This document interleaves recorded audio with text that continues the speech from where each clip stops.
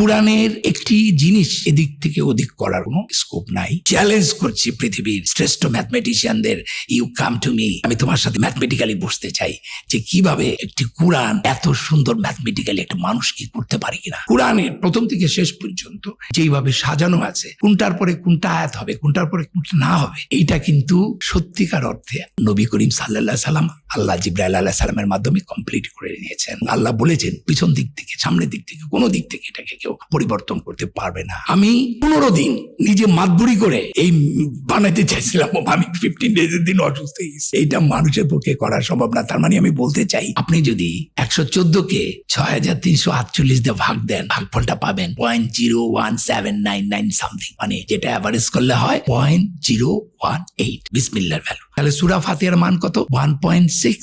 এই 1.6 এর সাথে বিসমিল্লাহর ভ্যালুটা যোগ করেন, 1.018 কত হয়? 1.618। সূরা আল মাআরিজ, সেখানে কয়টা আয়াত আছে? 44টা। ইন্টারেস্টিংলি এরপর 44টা সূরা আছে। সুবহানাল্লাহ। আপনি দেখেন, এমন একটা সূরা, আমাদের নাভিটা এটা আমার বডির গোল্ডেন সেন্টার, কাবা আমাদের পৃথিবীর গোল্ডেন সেন্টার, এবং কোরআনের গোল্ডেন সেন্টার হচ্ছে সূরা আল মাআরিজ। এবং 70.44 এটার সাথে যদি এবার একটা বিসমিল্লাহ আছে, ওটা যোগ করেন 0.018, যোগ করার পর 70.45 সামথিং পাবেন। 114 কে 70.45 দিয়ে ভাগ দেন, দেখবেন 1.618 হচ্ছে।